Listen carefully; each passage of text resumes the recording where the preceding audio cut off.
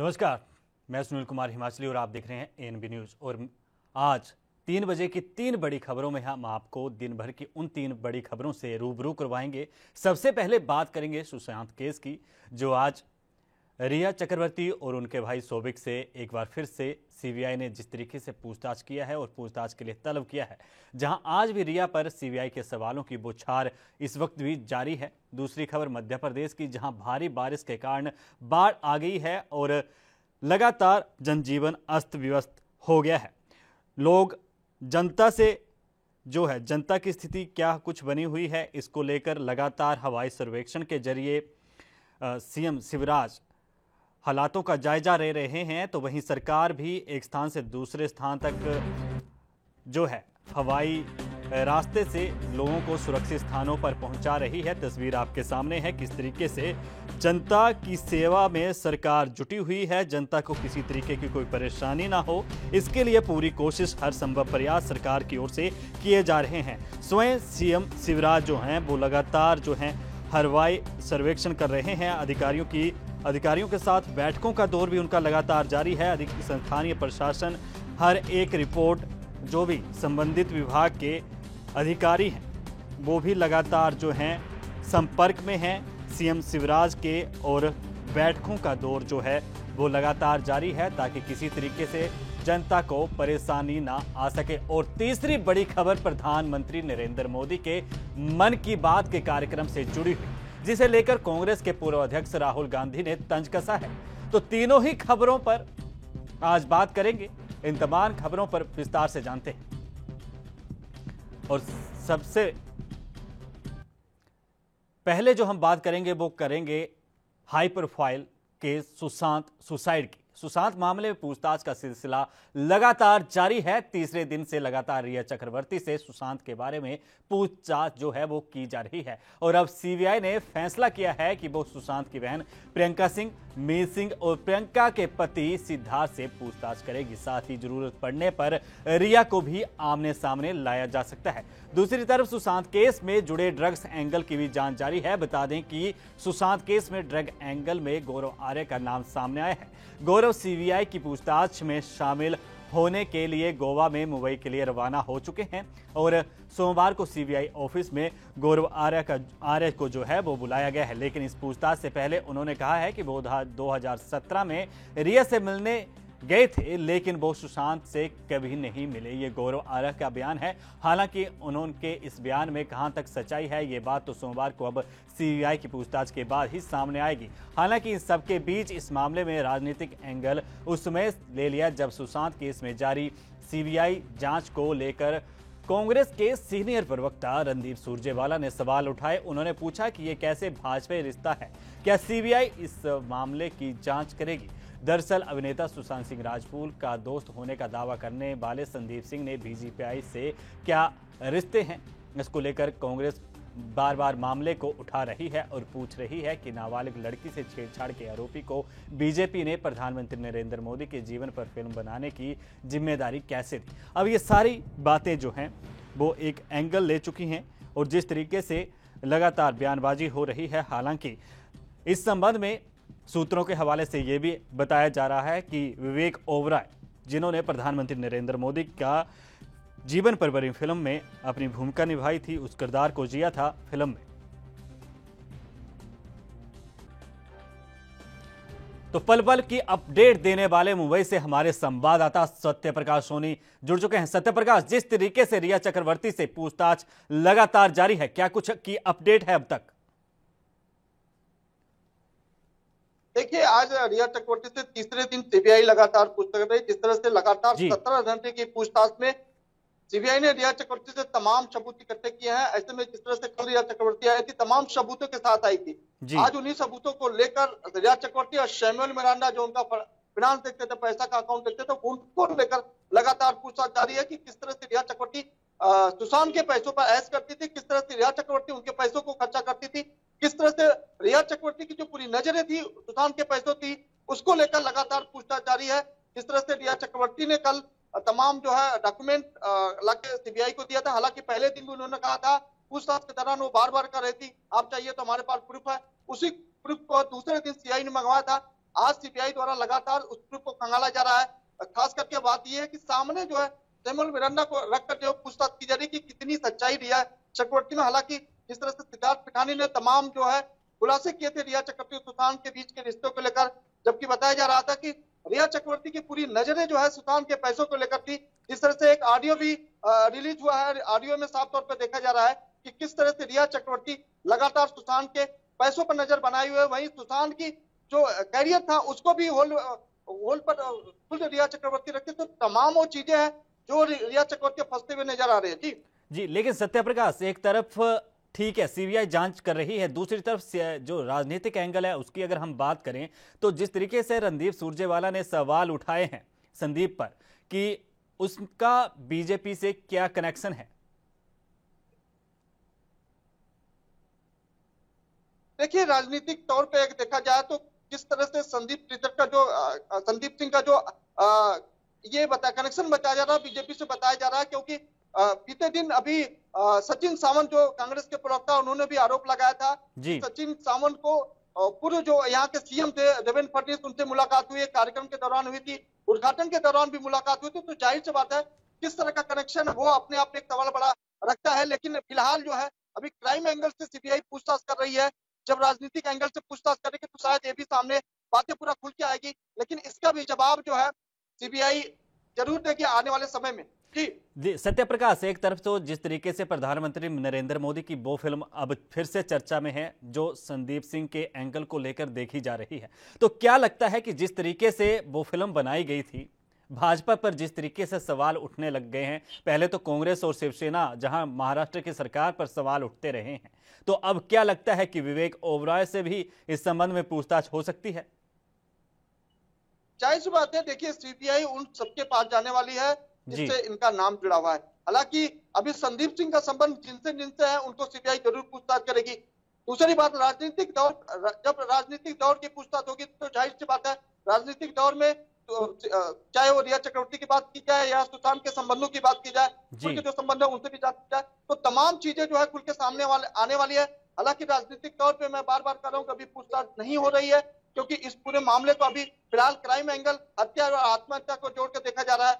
लेकिन जब राजनीतिक एंगल से पूछताछ शुरू होगी तो जाहिर सी बात है सीबीआई उन सबको तलब करेगी जिनका नाम इस पूरे मामले में आ रहा है। जी, और गौरव से किस तरीके की पूछताछ हो सकती है? कब तक गौरव की जो है मुंबई जहां पर सीबीआई की टीम ठहरी हुई है, कब तक पहुंचने की संभावना जताई जा रही है?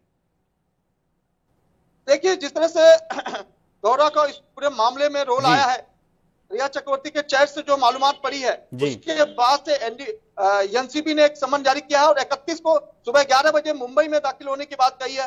उसको एनसीबी के सामने जो है हाजिर होना ही होगा। ऐसे में सीबीआई भी लगातार नजर बनाई हुई कि गौरव कब आएंगे और कब से उनसे पूछताछ हो गई। जिस तरह से जानकारी मिल रही कि गौरव का जो है होटल जो है गोवा में चलता है, गोवा में सम्मान का जो कॉपी है वहां चिपका दी गई है। लगातार नजर बनाई गई है कि किस तरह से उसकी एक्टिविटी है। फिलहाल गौरव को 31 को यानी कहा जाए तो कल उसको किसी भी हालत में सीबीआई एनसीबी के सामने पेश होना ही होगा और तमाम सवालों का जवाब देना पड़ेगा। जिस तरह से रिया चक्रवर्ती के चैट्स में सामने खुलासा हुआ है कि गौरव जो है मेन डीलर है ड्रग्स का। ऐसे में गौरव से जब पूछताछ होगी तो तमाम जो कनेक्शन है उससे सामने आ पाएगा। यही दूसरी तरफ आपको बता दें कि एनसीबी अब तक 3 लोगों की गिरफ्तारी की है पेडलर्स में, ड्रग्स पेडलर्स में 3 लोगों की गिरफ्तारी की है। माना जा रहा है कि कहीं न कहीं ये तीनों कनेक्शन गौरव से मिलता हुआ भी दिखाई दे रहा है। जी सत्यप्रकाश, ये शिवसेना का जो मौन व्रत है, जो चुप्पी साधी हुए हैं इस मसले पर, अब तक ये मौन व्रत ऐसे ही जारी रहेगा? क्या संभावना लगती है यह चुप्पी टूटेगी शिवसेना की?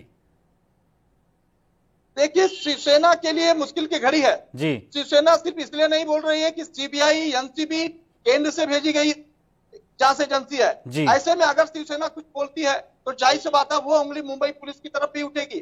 अगर मुंबई पुलिस की तरफ उंगली उठती है तो जाहिर सी बात है इस पूरे मामले में शिवसेना को भी जवाब देना पड़ेगा। यही वजह कि शिवसेना अभी चुप्पी साधी है, लेकिन जब जांच में नाम आएगा तो शिवसेना को आगे आके बोलना ही पड़ेगा।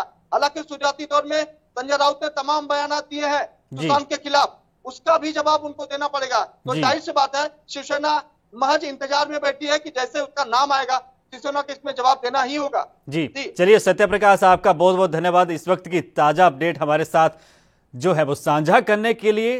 तो जिस तरीके से सुशांत केस में सीबीआई इन्वेस्टिगेशन कर रही है। तो रुक करते हैं दूसरी बड़ी खबर का। मध्य प्रदेश में पिछले 2 दिनों से जारी मूसलाधार बारिश के कारण होशंगाबाद समेत राज्य के कई जिलों में बाढ़ आ गई है। मध्य प्रदेश के छिंदवाड़ा में रिकॉर्ड तोड़ बारिश से शहर डूब गया है। भारी बारिश के बाद नदियों में उफान और सैकड़ों गांव जलमग्न हो गए हैं।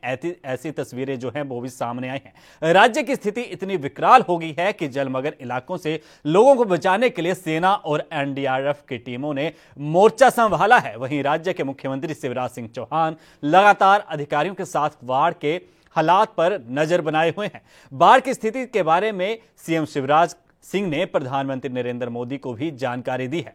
सीएम शिवराज ने कहा है कि राज्य में बाढ़ प्रभावित क्षेत्रों में तेजी से राहत और बचाव कार्य जारी रहेंगे और इस वक्त भी जारी है। उन्होंने बताया है कि मध्य प्रदेश में 9 जिलों में 394 के लगभग गांवों में बाढ़ से तबाही मची हुई है। अब तक 7,000 से अधिक लोगों को बचाकर सुरक्षित जगहों पर पहुंचाया गया है। जो सरकारी आंकड़े इस वक्त जारी किए गए हैं। छिंदवाड़ा में बाढ़ से फंसे 5 लोगों को हेलीकॉप्टर से एयरलिफ्ट किया गया है। वहीं राज्य की जनता को सांत्वना देते हुए सीएम शिवराज की रायसेन के विभिन्न क्षेत्रों में फंसे लोग परेशान ना हो, हम सभी को सुरक्षित निकाल लेंगे।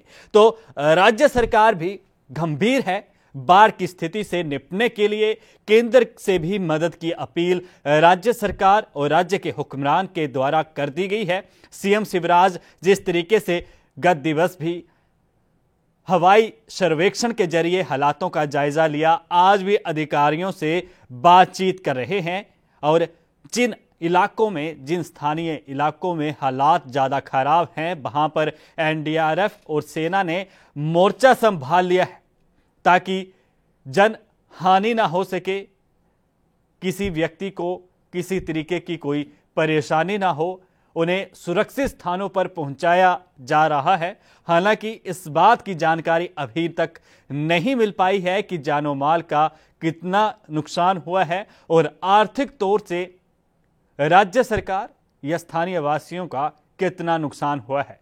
इस बात को लेकर स्थिति से निपटने के लिए सरकार पूरी तरह से गंभीर है। सीएम शिवराज लगातार बैठकें कर रहे हैं और जिस तरीके से सेना ने मोर्चा संभाला है, एनडीआरएफ की टीम जो है राहत कार्य एवं बचाव कार्य में जुटी हुई है। तो भोपाल से हमारे संवाददाता ग्राउंड जीरो से हमारे साथ जुड़े हुए हैं सुनील मालविया। मालविया, इस वक्त क्या कुछ अपडेट है, किस तरीके से हालातों से निपटने की कोशिश सरकार कर रही है? जी देखिए सुनील जी, मैं आपको बता दूं, बीते 24 घंटे में बारिश ने मध्य प्रदेश की सूरत बदल दी है। कई ऐसे जिले हैं जहां पर अत्यधिक बारिश होने के कारण बारिश ने तबाही मचा दी है। तो शिवराज सिंह चौहान मुख्यमंत्री खुद स्वयं हेलीकॉप्टर से निरीक्षण कर रहे हैं और तकरीबन अभी 8,000 से ज्यादा लोगों को रेस्क्यू कर सुरक्षित स्थानों तक पहुंचाया जा रहा है और अभी तकरीबन 200 लोग और फंसे हुए हैं। उनको भी एनडीआरएफ और एसडीआरएफ की टीम लगातार लगे हुए हैं, मुस्तैदी से खड़े हुए प्रशासन और शासन। तो ये सब राहत और बचाव कार्य किए जा रहे हैं। जी सुनिए जी, और केंद्र से अभी तक राज्य सरकार को किसी तरीके की सहायता का आश्वासन दिया है या सिर्फ बातें ही चल रही हैं? जी देखिए, लगातार शिवराज सिंह चौहान कह रहे हैं, शिवराज सिंह चौहान ने एक प्रेस कॉन्फ्रेंस करके बोला है कि मेरे भाइयों बहनों, मेरे किसान लोग, किसी भी प्रकार की बाढ़ से आपको चिंता करने की जरूरत नहीं, मैं आपके साथ हूँ और आप लोगों को मुआवजा दिया जाएगा। जी। तो सुनील, अभी तक जिस तरीके से बाढ़ की स्थिति हर बार बनती है, बाढ़ के हालातों से सरकार निपटने के लिए हर संभव प्रयास कर रही है, लेकिन विपक्ष एक बार फिर से वही इल्जामबाजी कर रहा है कि सरकार की कारगुजारी पर सवाल उठा रहा है। क्या ऐसे मौकों पर पक्ष और विपक्ष को एकजुट होकर राज्य की जनता की भलाई के लिए काम नहीं करना चाहिए? जी बिल्कुल सुनील, आपका कहना बिल्कुल सही है, लेकिन कहीं ना कहीं जो राजनीतिक पार्टियां हैं ऐसे मुद्दों को लेकिन चाहे विपक्ष को भी एकजुटता से आगे जनता की मदद करना चाहिए। पक्ष और विपक्ष को हमलावर नहीं होना चाहिए। जी चलिए सुनील, आपका बहुत बहुत धन्यवाद हमारे साथ जुड़ने के लिए। तो जो भी इस संबंध में ताजा अपडेट हुआ आप हमें साझा करते रहे। तो जिस तरीके से राज्य में बाढ़ की स्थिति बनी हुई है और लगातार जो है वो हालात बिगड़ते जा रहे हैं।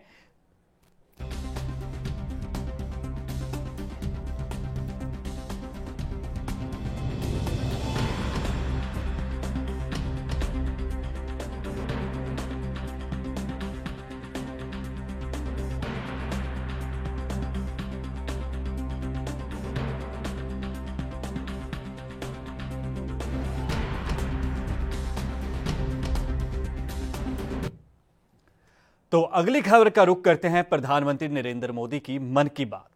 मन की बात में प्रधानमंत्री नरेंद्र मोदी के खिलौनों की चर्चा करने पर कांग्रेस के पूर्व अध्यक्ष और सांसद राहुल गांधी ने तंज कसा है। राहुल गांधी ने ट्वीट करते हुए कहा है कि जी नीट के उम्मीदवार चाहते थे कि पीएम परीक्षा पर चर्चा करें, लेकिन वे खिलौना पर चर्चा करके चले गए। दरअसल राहुल गांधी ने ट्वीट करते हुए कहा है कि जी नीट के उम्मीदवार पीएम से परीक्षा पर चर्चा चाहते थे, लेकिन पीएम ने खिलौना पर चर्चा की है। राहुल ने प्रधानमंत्री नरेंद्र मोदी के मन की बात कार्यक्रम को लेकर ऐसे समय पर घेरा है जब कोरोना संकट के बीच जी और ई नीट की परीक्षा का जो है वो काम शुरू किया जाना है 1 सितंबर से, और इसको लेकर जो है लगातार पक्ष विपक्ष बयानबाजी कर रहा है।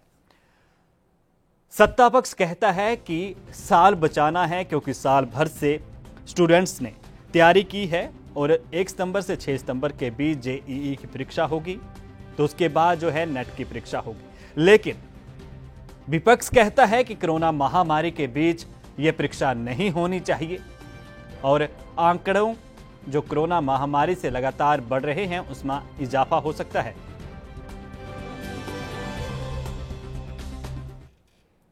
तो इस पर क्या कुछ कहना, एक प्रतिक्रिया है, आपको सुनाते हैं। देश कई मोर्चों पर एक साथ लड़ रहा है, लेकिन इसके साथ साथ कई बार मन में यह भी सवाल आता रहा कि इतने लंबे समय तक घरों में रहने के कारण मेरे छोटे छोटे बाल मित्रों का समय कैसे बीतता होगा। और इसी से मैंने गांधीनगर की चिल्ड्रन यूनिवर्सिटी, जो दुनिया में एक अलग तरह का प्रयोग है, भारत सरकार के महिला और बाल विकास मंत्रालय, शिक्षा मंत्रालय, सूक्ष्म लघु और मध्यम उद्योग मंत्रालय, इन सभी के साथ मिलकर हम बच्चों के लिए क्या कर सकते हैं, इस पर मंथन किया, चिंतन किया। मेरे लिए ये बहुत सुखद था, लाभकारी भी था, क्योंकि एक प्रकार से ये मेरे लिए भी कुछ नया जानने का, नया सीखने का अवसर बन गया। साथियों, हमारे चिंतन का विषय था खिलौने और विशेषकर भारतीय खिलौने। हमने इस बात पर मंथन किया। तो प्रधानमंत्री के मन की बात कार्यक्रम का वो अंश भी आपने सुना जिसमें वो बात हुई, लेकिन प्रधानमंत्री के खिलौनों वाली बात से कहीं ना कहीं कांग्रेस के पूर्व अध्यक्ष और सांसद मेंबर कांग्रेस के इस बात से नाराज हैं और उन्होंने प्रधानमंत्री नरेंद्र मोदी पर तंज कसा है। उन्होंने कहा है कि स्टूडेंट कहीं ना कहीं चाहते थे कि नीट या जेईई की परीक्षा पर बात हो। प्रधानमंत्री छात्र से ये उम्मीद लगाकर बैठे थे, लेकिन परीक्षा पर चर्चा करने की बजाय जो है वो खिलौनों की बात करके प्रधानमंत्री चले गए। ये बात राहुल गांधी ने कही है कि खिलौने पर मन की बात कर प्रधानमंत्री ने जो है वो छात्रों के साथ धोखा किया है, कहीं ना कहीं ये बात भी है। तो इसको लेकर कांग्रेस अब प्रधानमंत्री की खिलौने पे चर्चा को कोट इन कोट कर तंज कस रही है, और जिस तरीके से अब स्थिति देश की महामारी के बीच, क्योंकि 1 सितंबर से जेईई की परीक्षा शुरू होने वाली है, जिस तरीके से, तो हमारे साथ इसी मसले पर कांग्रेस के वरिष्ठ प्रवक्ता वरुण मेहता फोन लाइन पर मौजूद हैं। वरुण, जिस तरीके से आज मन की बात कार्यक्रम में प्रधानमंत्री नरेंद्र मोदी ने बात की, उम्मीद थी कि छात्रों पर बात होगी। राहुल गांधी ने यह बयान जो है वो ट्वीट कर दिया। तो प्रधानमंत्री नरेंद्र मोदी मन की बात कार्यक्रम और एएनबी न्यूज पर जैसे आपका स्वागत करते हैं, और आपसे यही सवाल कि क्या उम्मीद थी छात्र वर्ग को? देखिए जी, हेलो जी जी जी जी सबसे पहले तो मैं आपके चैनल के माध्यम से जी ये बात बोलते हुए कि आज मन की बात में माननीय प्रधानमंत्री, जब पूरा देश, आज नहीं आप पिछले 15 दिन से देखिए, पूरे देश की नजरें जो हमारे देश के लाखों बच्चे युवा बच्चे बच्चियां जी जो जेईई व नीट की परीक्षा के लिए लगे हुए थे जी और विशेष तौर पर देखिए एक ये आज कोविड-19 का जो माहौल चल रहा है लगभग 6 महीने से जी देश एक संवेदनशील समय से गुजर रहा है। जी इसलिए केंद्र सरकार व माननीय प्रधानमंत्री को तो स्वयं ही चाहिए था कि केंद्र सरकार इस मामले में जी समय रहते एक ऐसा आदेश देती जिससे युवा वर्ग को भी लगता कि सरकार सिर्फ अपनी हठ धर्मी में नहीं बल्कि उन युवाओं के भविष्य के लिए वाकई में चिंतित है। जी। लेकिन देश के प्रधानमंत्री व उनके मंत्रिमंडल के सहयोगी जो जी। हमेशा ही माननीय प्रधानमंत्री के हर मामले में और हर आदेश में सिर्फ सहमति जताना जानते हैं, कभी सुझाव देना नहीं जानते। जी। लेकिन कांग्रेस पार्टी ने देश के लाखों युवाओं की बात की। आप जी। देखिए 28 अगस्त को पूरे देश भर में जी जी अखिल भारतीय राष्ट्रीय कांग्रेस, महिला कांग्रेस, युवा कांग्रेस, एनएसयू द्वारा जी ब्लॉक स्तर से लेकर राष्ट्रीय स्तर तक इस मामले में विरोध जताया गया। जी और कल आप देखिए देश में 23 लाख के करीब युवाओं ने जो हैशटैग है उस पे ट्विटर के माध्यम से अपना विरोध दर्ज करवाया। जी। लेकिन समय नहीं आता कि आज से 2014 के चुनावों में हर वर्ष 2 करोड़ युवाओं को नौकरी देने की बात करने जी, वाले जी। माननीय प्रधानमंत्री जी। आज कोविड के समय जेईई नेट के जो छात्र हैं, जो जी। युवा वर्ग है, उनके हित की अनदेखी कैसे कर रहे हैं। जी इनका असली चेहरा सामने आ गया। मन की बात में हमेशा ही ये बताना कि मैं देश की जनता के लिए व जो गंभीर मुद्दे उनको लिए कितना चिंतित हूँ, लेकिन आज जब वही देश में इस समय सबसे ज्यादा माहौल गरमाया यानी हुआ वरुण है, क्या कहा जाए कि प्रधानमंत्री खुद के मन की बात तो कह गए लेकिन स्टूडेंट की मन की बात ना समझ पाए। नहीं, मैं इसमें एक चीज है सुनील जी। जी, अपने मन की बात कहते ये नहीं कि वो बात नहीं समझ रहे, जानबूझ के समझ के अनजाना बनने का प्रयास है। चलिए वरुण, मेरे पास थोड़ी सी वक्त की कमी है, आपका बहुत बहुत धन्यवाद हमारे साथ जुड़ने के लिए। तो जिस तरीके से राजनीति गर्म है कि जेईई नेट की परीक्षा होगी या नहीं होगी, लेकिन सरकार अब इस बात पे अड़ी हुई है कि 1 सितंबर से परीक्षा जरूर होगी। फिलहाल इस बुलेटिन में इतना ही। मुझे यानी सुनील कुमार हिमाचली को दीजिए इजाजत। धन्यवाद।